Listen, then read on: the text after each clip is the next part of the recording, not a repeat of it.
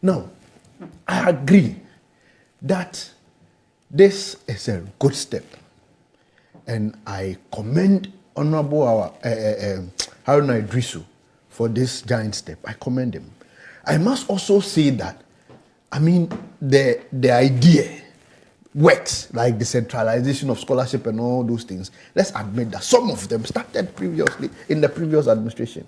So it is work that have gotten to this stage.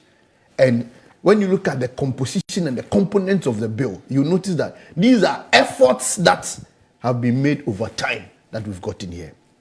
One, there are some things I find in the bill. Like you said, not everything that will diverge because we were both in the committees. But the impression that was created, for me, I truly and really struggling to find it. And at the tail end of his submission, he raised it. The idea, even when Majority Leader was speaking on the bill, even when Honorable Bejra was speaking on the bill, you will notice that it was very high in their comment, that the bill seeks to streamline scholarship in Ghana. But the component of the bill don't do that. The bill don't have any power to streamline scholarships in Ghana. So Debt Fund is still doing its scholarship. GMPC is still doing its scholarship. Ghana Gas is still doing its scholarship. The bill is not able or will not be able or don't have the powers to bring them together under one umbrella. Now, there's another point that my leader, Honorable Fenyo Markins, raised. The minister justified it. But we feel that, no, we haven't gotten to that point where Ghana will give scholarship to foreigners in promotion of culture and foreign diplomacy. Other governments do it.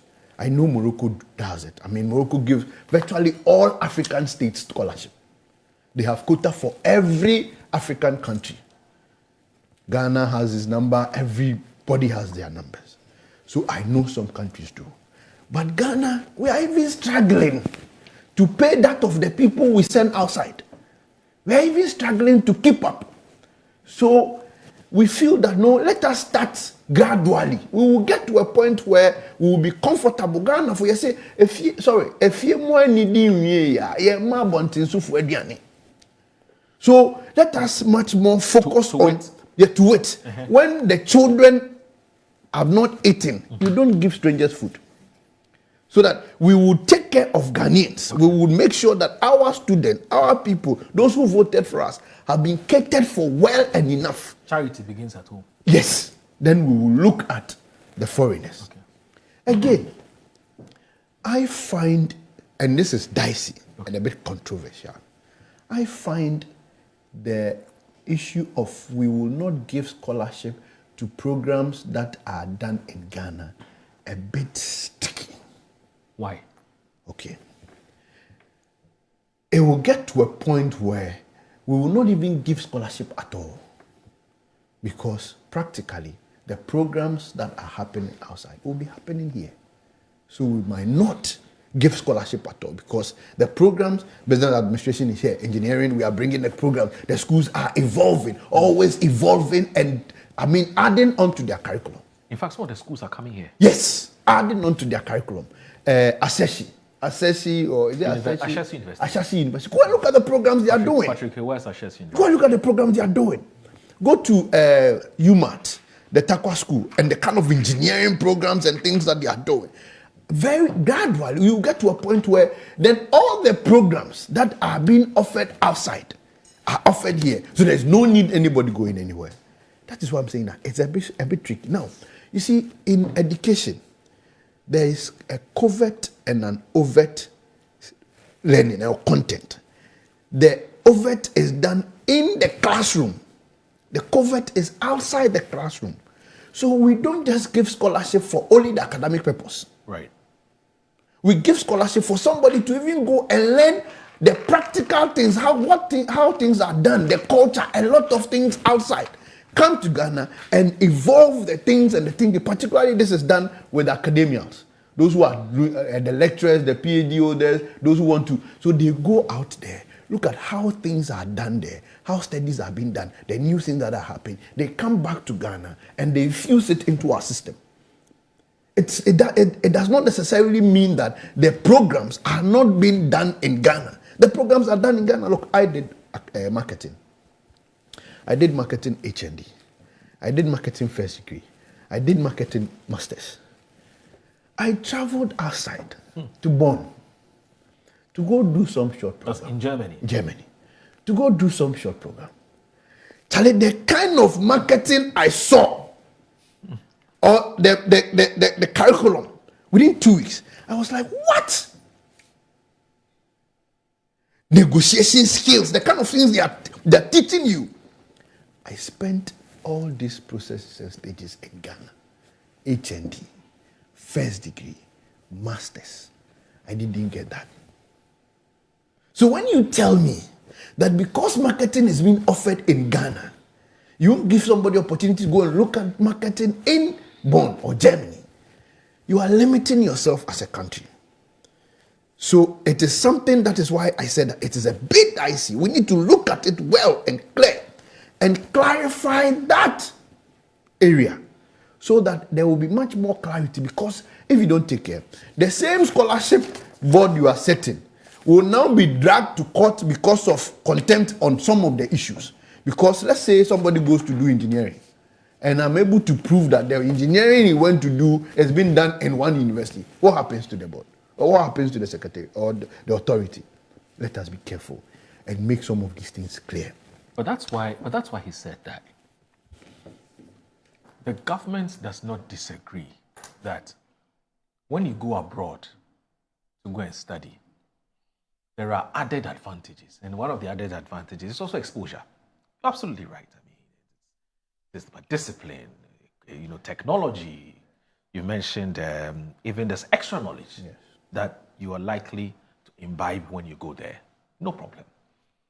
But the government says we don't have the money for you to go and acquire those. So if you get my, Did you get a point? I get a point. If you get my point well and clear, right? I am saying that in as much as I agree with that clause, in as much as I agree, I am also saying that we must be careful, because it will get to a point where then nobody leaves Ghana. No, I'm not even. I raised a few issues. My question was not even about. In fact, that issue you've raised is also very legitimate. Can I? No, don't worry. You come. It's legitimate. But I was looking at the issue of the slightly added advantages when you go abroad to go and study, and I'm saying that from what Edem has said, I get the impression he says, I don't disagree with you, but we don't think that it warrants us to give you money to go and study a course which can be taught here. That's the impression I got from him. I'm not arguing that. And I'm not saying that the point Edem raised is wrong entirely. No, I'm not saying that. Okay. I am saying that there are some tangentials to some of these things that we must also avert our minds to, which is key and critical. That's fine. As for the bill, what this bill is going to do is to take the whole operation that has been under the presidency for so long a time. The NDC, since 92, the NDC government have been in, out and in and out and in. I mean, that was the same processes they used. That's what, look, as for students having scholarship challenges, we inherited some. I was a national youth administrator for my party. I was a TESCOM president. I came to be a national youth administrator. So I know, I am still an officer of the party. So I know how the scholarship secretariat was at the beck and call of the presidency for political agenda. Okay. I know. They did that. We did that. I'm not saying it's good. So this bill is taking the whole operation from the presidency and giving them autonomy. Right. Now, you are your own bosses. We will hold you accountable to the things that you are going to do. We are setting you up. So now operate on your own. Okay. That is a good thing. Right. That I agree. Okay. Now, the other issue about the board, I raised it. I mentioned it. I find so much control, so much They're being given too much of the power. board getting so much involved in the operation of the authority. Okay, and I'll let you explain why you think. I'm putting a flesh to the one point I made, which has to do with harmonizing all the. Now I'm reading the memorandum That accompanying accompanied the bill. Okay. When you look at paragraph 4, you see, furthermore, the multiplicity of public institutions handling or awarding scholarships without collaboration with the Secretariat is another challenge that affects the effectiveness and efficiency of the Secretariat in performing its functions.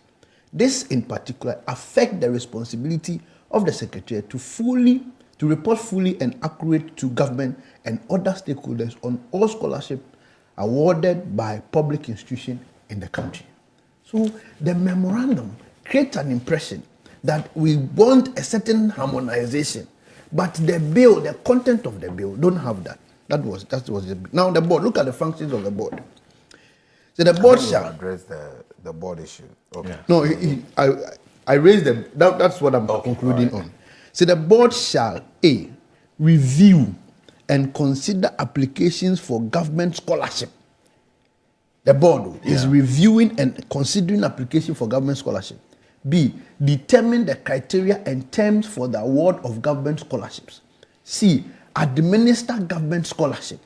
D, determine the terms of disbursement and maximum amount to be disbursed.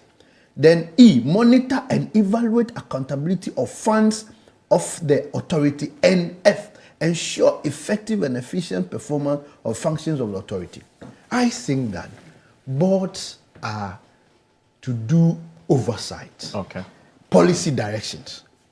But these functions of the board in this bill is giving them so much job to do. Some that I even think that they are managerial. They are supposed to be handled by the Secretariat. That is a bit of the things we looked at.